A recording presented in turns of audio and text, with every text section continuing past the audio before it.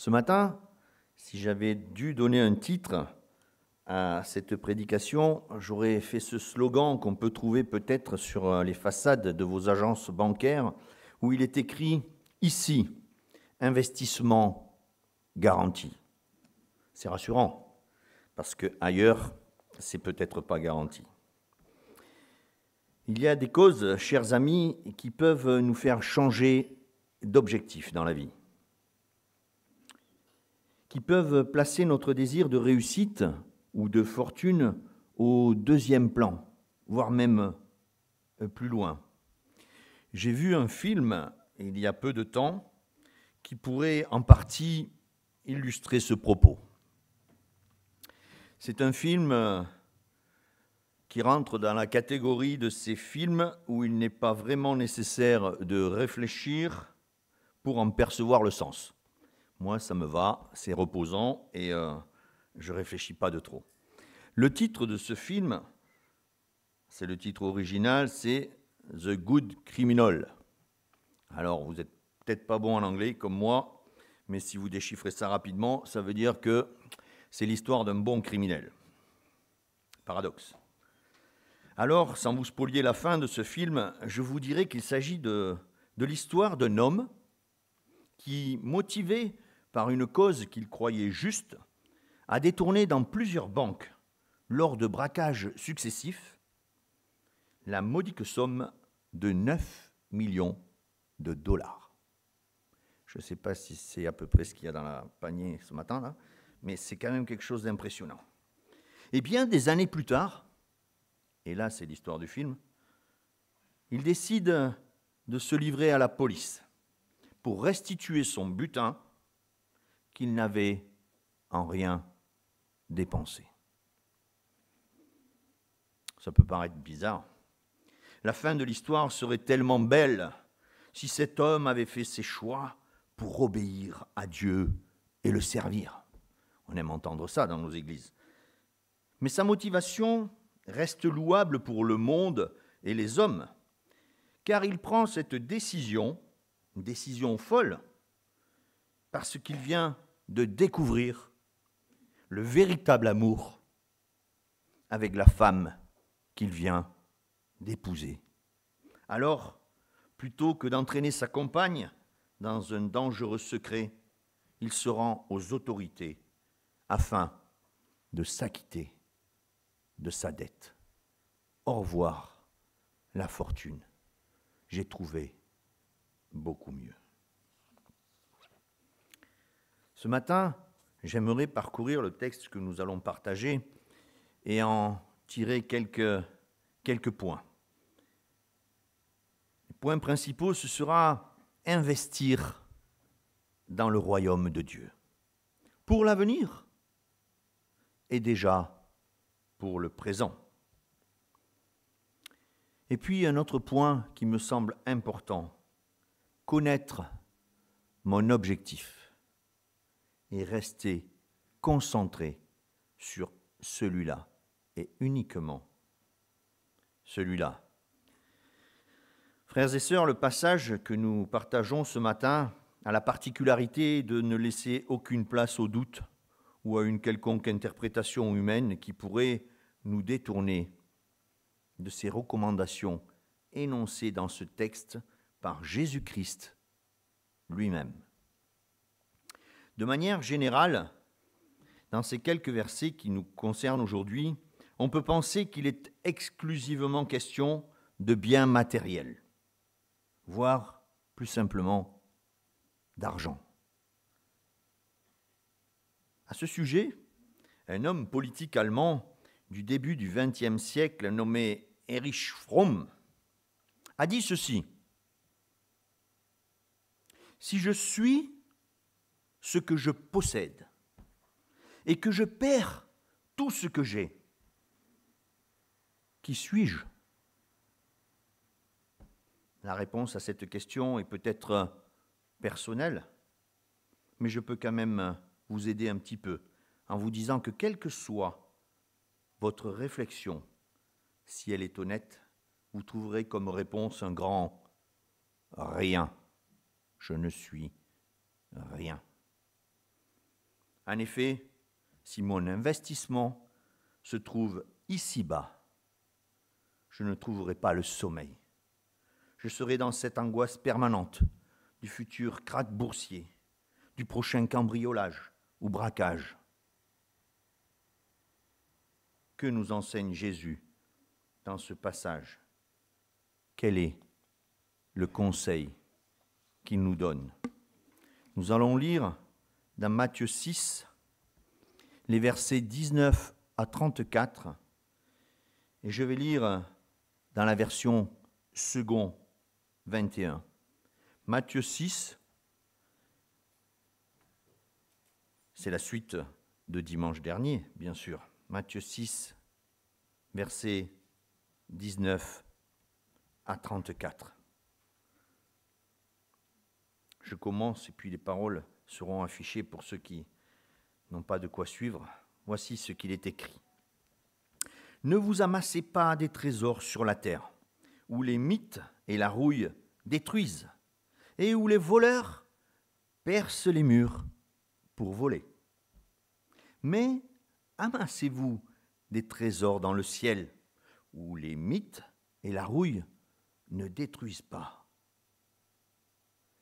et où les voleurs ne peuvent pas percer les murs, ni voler. En effet, là où est ton trésor, là aussi sera ton cœur.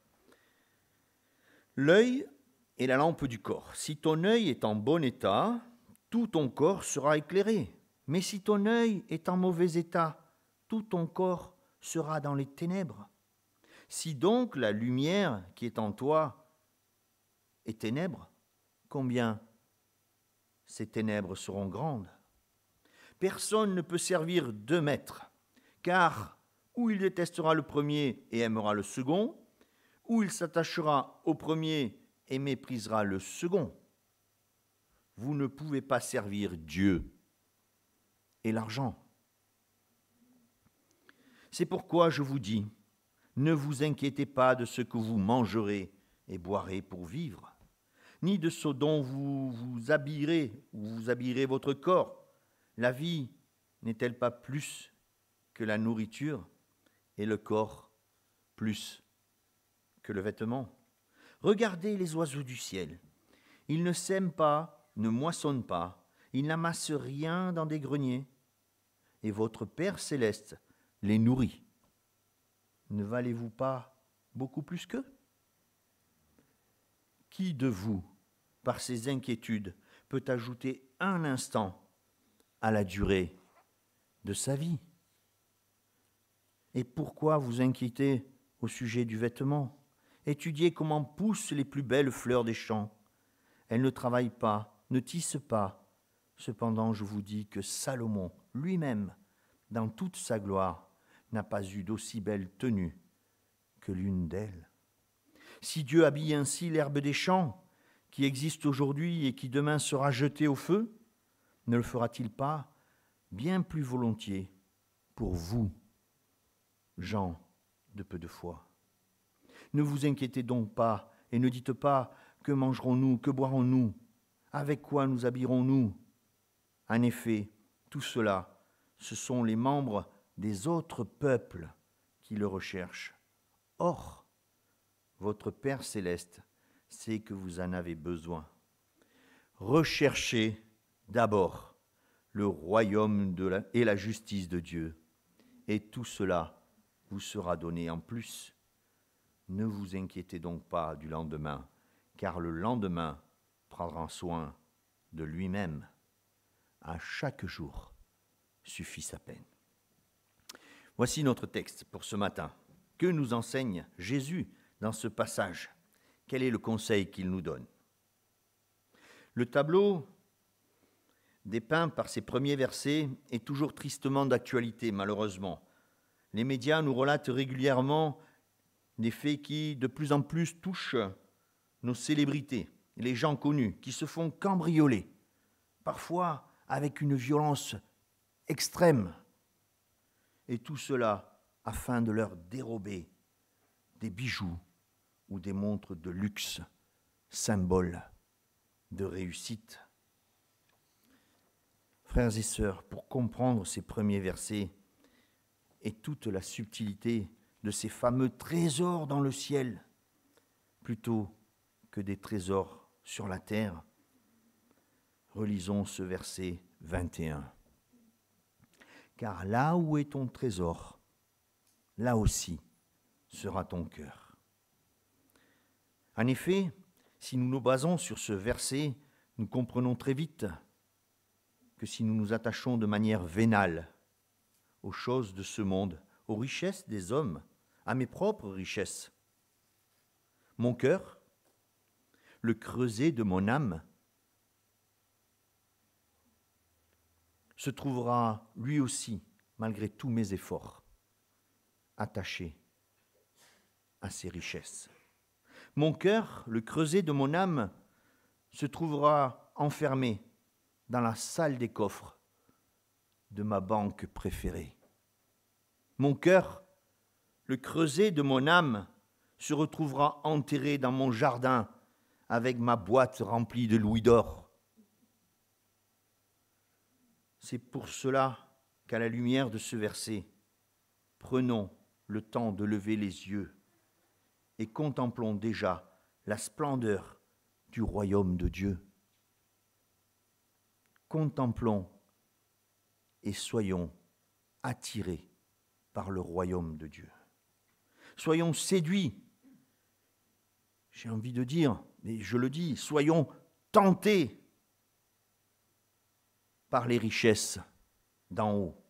Soyons tentés par les richesses que notre Dieu a déjà préparées pour nous dans son royaume, pour la vie éternelle. Faisons de Dieu notre trésor, et alors seulement nous serons en paix avec cette recommandation de Jésus-Christ dans ces versets. Certains, et parfois moi-même, pourraient être tentés de dire, nous y avons fait allusion tout à l'heure, je donne déjà la dîme, je soutiens des œuvres missionnaires, alors j'ai déjà un compte au ciel. Est-ce cela que Dieu attend de nous? Non, mais pas uniquement. Cela est bon aussi. Non, ce que Dieu attend de ses enfants, c'est un investissement personnel, par notre attitude, une manière de plaire à Dieu dans notre comportement quotidien, en cherchant à respecter dans nos vies le plan que Dieu a pour nous. Ça, c'est une sorte d'investissement que Dieu attend de nous, en nous efforçant de respecter sa volonté. Ça, c'est alimenter un compte dans le ciel. Ce que Dieu attend de ses enfants, c'est qu'ils se comportent déjà ici-bas comme des citoyens du royaume de Dieu. Frères et sœurs, nous sommes déjà concitoyens du royaume de Dieu. Nous avons la double nationalité, celle d'habitants de la terre, mais celle de citoyens du royaume de Dieu.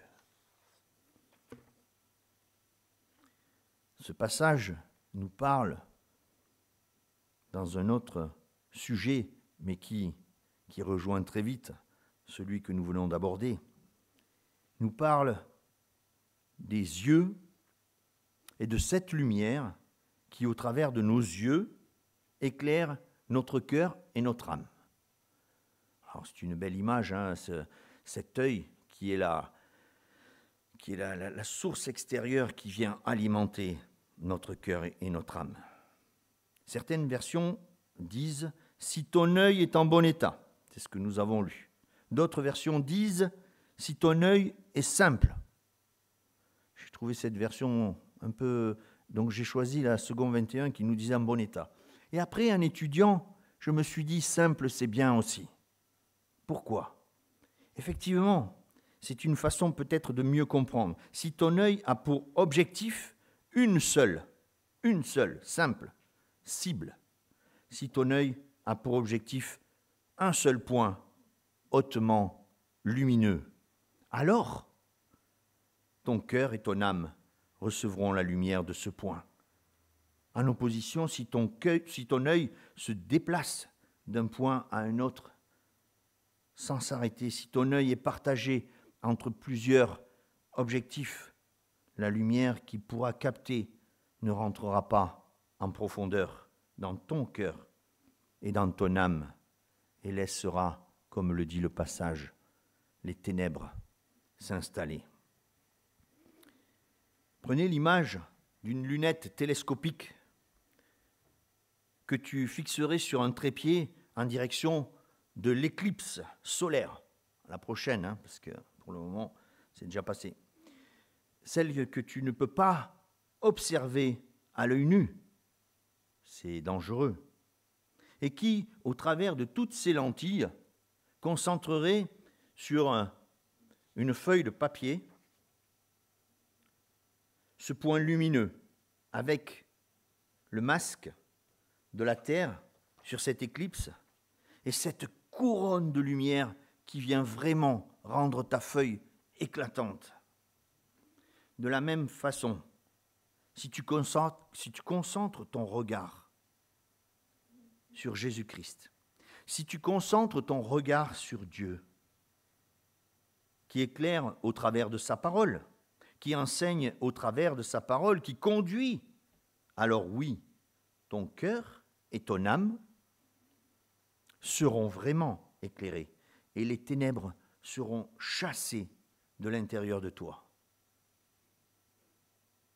Le dernier verset de ce petit passage fait un triste constat de notre cœur, en nous disant que si notre regard est troublé, frères et sœurs, et se détourne de la lumière de Dieu, de quelles ténèbres profondes serons-nous envahis?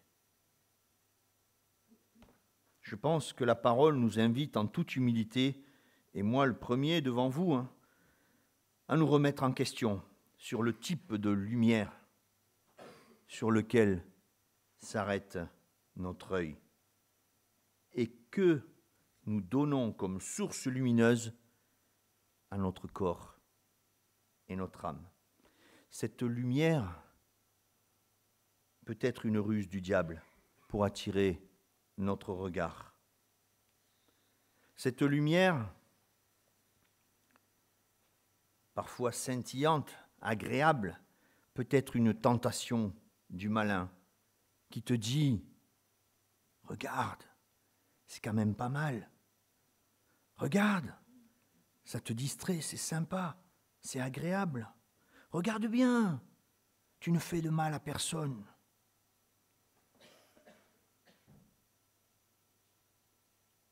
Frères et sœurs, il en va de notre responsabilité. Personne ne commande ton œil. Personne ne lui dit ce qu'il doit regarder et ce qu'il doit fixer. Le seul qui conduit ton œil, c'est toi-même. Le seul qui décide de t'arrêter sur un objectif, c'est toi-même. Soyons humbles, repentons-nous, parce que trop souvent, je pose mes yeux là où le Seigneur ne voudrait pas me voir. Sur ces objectifs desquels il veut m'éloigner.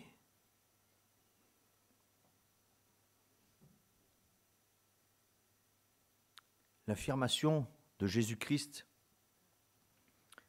au milieu de ce passage que nous avons lu à mi-parcours est sans équivoque. Au verset 24, il est écrit « Personne ne peut servir deux maîtres, car ou il détestera le premier et aimera le second, ou il s'attachera au premier et méprisera le second. Vous ne pouvez pas servir Dieu et l'argent. » Dans la version que j'ai prise ce matin, d'autres versions diront Dieu et Mammon. Et quand on traduit Mammon, on retourne à l'argent. Donc vous ne pouvez pas servir Dieu et l'argent. Il parle bien de service, L'amour envers Dieu doit être exclusif, frères et sœurs. Il n'y a pas de partage possible. Personne parmi nous, et j'en suis convaincu, n'est assez fort pour prétendre maîtriser un partage prudent de son investissement. Un petit 60% pour Dieu, 40% pour moi, et on verra après. Personne n'est capable de tenir cette position. Notre intérêt ira toujours vers ceux que nous investissons dans ce monde, parce que notre nature est humaine et que nous sommes habitants de ce monde. Jésus-Christ ici nous adresse une nouvelle mise en garde. Ne tombons pas dans le piège du matérialisme, car l'argent est source de nombreux problèmes. Certains diront, quand on n'en a pas, il y a aussi des problèmes. Ce n'est pas les mêmes. Il existe beaucoup de problèmes de riches. L'argent est source de nombreux problèmes. L'argent est source de querelles. L'argent est parfois aussi source de difficultés. Dans notre investissement dans le royaume de Dieu, pour le Seigneur, assurons-nous de ne pas établir un pourcentage ou un quota, afin de réussir cela. Posons-nous cette simple question. Quel est, de Dieu ou du matériel, celui qui occupe le plus mes pensées? Quel est, de Dieu ou du matériel, celui qui me prend le plus de temps? Je pense que je vous ai déjà perdu parce que moi j'ai déjà ma réponse. Quel est, de Dieu ou du matériel, celui qui me demande le plus d'efforts? Prenez le temps cet après-midi, dans la semaine à venir, de répondre à cette question et vous aurez trouvé votre position. Si le doute persiste sur l'identité de notre Maître, tournons-nous vers celui qui a racheté nos vies d'esclaves du péché au prix de sa propre vie. Comme nous l'avons dit tout à l'heure, ce n'est pas en donnant que nous sommes généreux, c'est juste en reconnaissant que nous devons beaucoup, que nous commencerons à l'être. La dernière partie de ce passage nous parle d'inquiétude. Elle nous parle d'inquiétude. L'inquiétude, selon Jésus-Christ, ne devrait pas nous paralyser. Elle ne devrait pas monopoliser tout notre temps. Risquer même de me rendre incapable de faire confiance à Dieu. Et pourtant, ce sont les effets de l'inquiétude. Le verset 27 est très clair. Cette pensée au sujet de l'inquiétude. Une question qui nous est posée, une question que je nous pose. Qui de vous, par ses inquiétudes, peut ajouter un instant à la durée de sa vie? Par cette question, nous démontrons l'inutilité de l'inquiétude. Ce verset vient sceller cette inutilité de l'inquiétude de l'homme, et à plus forte raison, de l'inquiétude de l'enfant de Dieu, du citoyen du royaume de Dieu.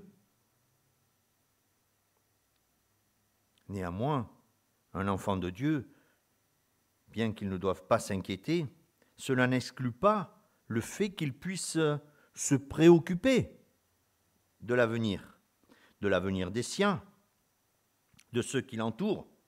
La préoccupation, contrairement à l'inquiétude, et c'est à cela qu'on peut faire la différence, la préoccupation, par opposition à l'inquiétude, produit la mobilisation.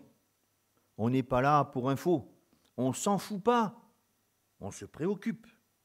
Elle produit la mobilisation et elle motive l'action. Soyons vigilants. Ce passage nous montre sur quoi se focalisent les inquiétudes de ce monde. Le vêtement, la nourriture, la possession de tout ce dont nous avons besoin. Si parfois cela prend de l'importance dans notre vie, c'est parce que notre confiance en Dieu est diminuée. Elle est amoindrie, alors que le verset 32 nous dit cette attitude, au sujet de cette attitude. En effet, tout cela, ce sont les membres des autres peuples qui le recherchent, par opposition aux membres du peuple de Dieu, du royaume de Dieu. Or, votre Père céleste sait déjà que vous en avez besoin. Est-ce que je le comprends et est-ce que j'en suis persuadé de ça? Si j'en suis persuadé, à quoi bon m'en inquiéter? La comparaison, tout au long de ces quelques versets, entre de faibles et fragiles créatures, telles que les oiseaux des champs ou ces espèces végétales éphémères, doit nous interroger, nous toucher. Certains passages rapportent cet exemple du lys des champs. Du lys des champs, qui est, selon la parole, bien plus beau que Salomon dans toute sa gloire. Vous savez combien ça coûte, un lys chez le fleuriste? Alors, je ne parle pas du jour de la fête des mères, ni de la Saint-Valentin. Là, c'est arnaque. Par contre, les autres jours, c'est 3 € la tige. Voilà la valeur d'un lys des champs qui est cité dans la parole de Dieu. Et que Dieu a garni avec toute la beauté qu'il a pu mettre là-dedans. 3 €. Les oiseaux des champs, ceux qui ne sèment ni ne moissonnent, ceux que le Seigneur soigne, nourrit, abrite. Vous êtes allé chez Jardy Passion, regardez combien coûte un canari jaune dans une cage. 35 €. Voilà la valeur de ces choses que nous cite Jésus-Christ. 3 € pour la fleur, 35 € pour l'oiseau. Est-ce que les oiseaux ou les fleurs que Jésus-Christ, est-ce pour les oiseaux, ou pour ces fleurs que Jésus-Christ est venu payer le prix pour les délivrer du péché? Pour 3 € ou 35 €? Alors si Dieu veille sur leur nourriture et leur apparence, à combien plus forte raison le fera-t-il pour ceux qu'il a délivrés du péché à un prix que l'on ne peut même pas fixer, à un prix inestimable? Ce texte est là pour nous montrer qu'il y a une énorme différence.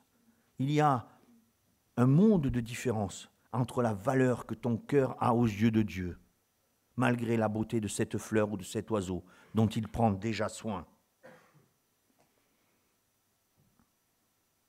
Encore une recommandation de Jésus. L'objectif à atteindre pour les enfants de Dieu, pour les citoyens du royaume de Dieu. Recherchez au verset 33, recherchez d'abord le royaume et la justice de Dieu. Et tout cela, la nourriture, le vêtement, et tout cela vous sera donné en plus. Respectez bien l'ordre de ce verset. Ce n'est pas habillez-vous, mangez et cherchez le royaume de Dieu. C'est oublier le manger et l'habit et rechercher avant tout le royaume et la justice de Dieu. Ce verset nous donne encore une fois la marche à suivre pour éviter de tomber dans le piège. En effet, en recherchant premièrement le royaume de Dieu et sa justice, ce qu'il représente pour nous, déjà aujourd'hui, citoyens de ce royaume, ce qu'il nous apporte en termes d'enseignement, d'attitude, de positionnement, en recherchant cela, nous confessons, frères et sœurs, notre priorité. concentrer nos efforts sur la recherche de ce royaume et de ce qu'il représente, c'est affirmer que la première place dans nos réflexions, la première place dans notre démarche, la première place dans nos investissements est réservée à notre Dieu. En faisant cela, nous ouvrons notre cœur et nous demandons à Dieu, au travers du Saint-Esprit, de créer ce mouvement de reflux. Si notre cœur et le volume qu'il représente sont envahis par notre Dieu et sa volonté, alors tout ce qui n'est pas de Dieu à l'intérieur sera expulsé, chassé au dehors. Ça partira.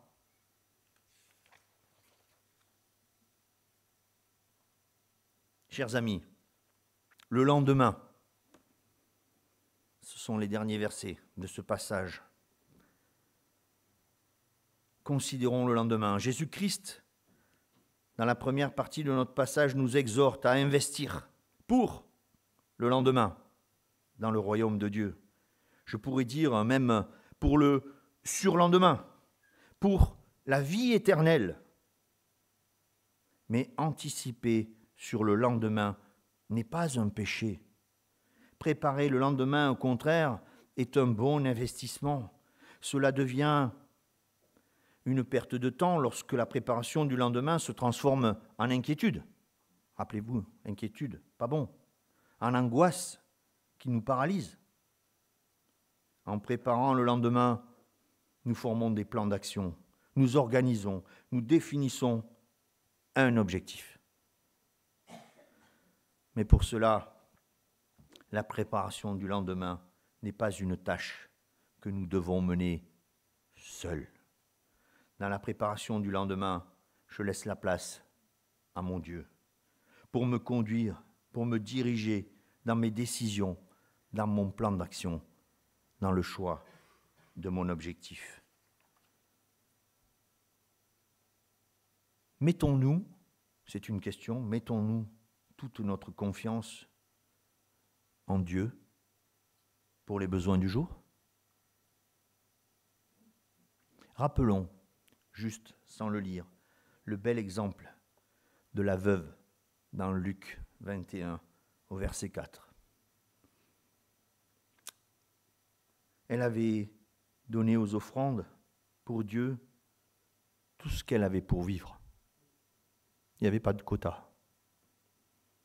C'était pas 10%, c'était 100%. Alors vous me direz, et j'ai eu cette pensée, c'était peut-être plus facile pour elle, parce qu'elle n'avait déjà pas grand-chose. Certainement, mais elle a fait ce pas de foi. Elle n'était pas en souci pour le lendemain, parce qu'elle savait qu'elle n'y pouvait rien, puisqu'elle ne possédait rien. Mais elle n'était pas en souci parce qu'elle connaissait le cœur de son Dieu et ses richesses. Nous aussi, vivons de foi et redisons chaque matin, à chaque jour, suffit sa peine. Il ne faut pas ajouter à la peine d'aujourd'hui, par anticipation déjà celle de demain. C'est déjà assez dur comme ça, car nous ne verrons peut-être pas demain. Et ne soyez pas tristes, si nous ne voyons pas demain, c'est certainement une bonne nouvelle. Ni demain, ni un autre jour. Par contre, si nous y arrivons, nous y trouverons ce que Dieu aura préparé pour nous, pour chacun de ses enfants. Pour terminer, je voudrais juste rappeler quelques petits versets clés pour garder à l'esprit cette ébauche de plan. Investir dans le royaume de Dieu pour l'avenir et dès à présent. Connaître mon objectif et rester concentré sur celui-là. 3 versets. Le verset 21. En effet, là où est ton trésor, là aussi sera ton cœur.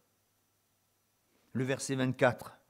Vous ne pouvez pas, non, vous ne pouvez pas servir Dieu et l'argent. Et le verset 33, recherchez d'abord le royaume et la justice de Dieu, et tout cela vous sera donné. En plus, ces quelques punchlines sont là pour nous rappeler que le bon investissement et surtout au bon endroit est une action indispensable pour le présent. Déjà, s'il nous promet des retombées éternelles, 1000 fois mieux que les intérêts d'un compte bancaire parmi les mieux rémunérés. Encouragés par ce passage, n'attendons pas pour modifier nos comportements. Les changements dans nos vies et dans nos cœurs, quand il s'agit de se positionner par rapport à Dieu, sont toujours urgents. Attendre et se poser trop de questions font le jeu de l'ennemi. Rappelez-vous l'histoire du jeune homme riche qui est parti vraiment triste après son entretien avec Jésus, parce qu'il était persuadé de respecter la loi, de faire tout ce qu'il fallait. Et il insiste en disant, mais qu'est-ce qu'il me manque pour avoir la vie éternelle? Rappelez-vous les paroles de Jésus, quand il lui dit, va, vends tout ce que tu as, distribue-le aux pauvres et suis-moi. Alors tu seras prêt. Il était triste, nous dit la parole. Mais je le comprends, hein, parce que c'est dur de renoncer à toutes les richesses. Les applications personnelles que nous pouvons tirer de ce passage ont déjà été évoquées à plusieurs reprises. Mais arrêtons-nous également sur l'investissement que nous pouvons faire en tant qu'Église locale. Tout ce qui est valable de manière individuelle et personnelle s'applique bien sûr également à notre assemblée. Recherchez d'abord le royaume de Dieu, son exemple, le respect de ses pratiques. Dès aujourd'hui, investir dans l'œuvre de Dieu plutôt que dans le séculaire, investir financièrement dans l'œuvre de Dieu, mais aussi et surtout spirituellement. Investir dans le royaume de Dieu par l'enseignement de nos enfants, comme c'est le cas en ce moment même, dans l'enseignement de nos jeunes, comme c'était le cas ici hier soir. Investir dans l'enseignement des adultes, ceux qui progressent dans la vie spirituelle, mais également dans l'enseignement de ceux qui sont en recherche, de ceux qui se posent les bonnes questions. Investir dans toutes sortes d'enseignements, c'est cela aussi, investir dans le royaume de Dieu. Tout comme à titre personnel, nous devons chercher la lumière qui éclaire nos âmes, cette lumière qui vient de Dieu au travers de sa parole. Notre assemblée cherche et doit chercher cet éclairage et cette lumière en permanence. Tout comme dans nos vies personnelles, cherchons dans l'assemblée à donner toute la place à notre Dieu. Ne nous débarrassons pas, ou plutôt ne nous embarrassons pas de pertes de temps inutiles, d'efforts consentis mais sans intérêt. Fixons-nous, frères et sœurs, des objectifs. Le temps passé dans des discussions stériles à défendre des causes qui sont déjà claires à la lumière de l'Évangile, le temps perdu à débattre au sujet de nos avis personnels plutôt que du temps passé à observer les ordonnances de Dieu dans son message, tout cela est une perte de temps que nous ne consacrons pas à la tâche divine, celle que nous confie notre Père. Fixons des objectifs clairs pour notre assemblée, désigner le véritable ennemi, celui que nous devons combattre ensemble. Il n'y en a qu'un. Tout le reste, ce sont des ennemis que nous nous inventons.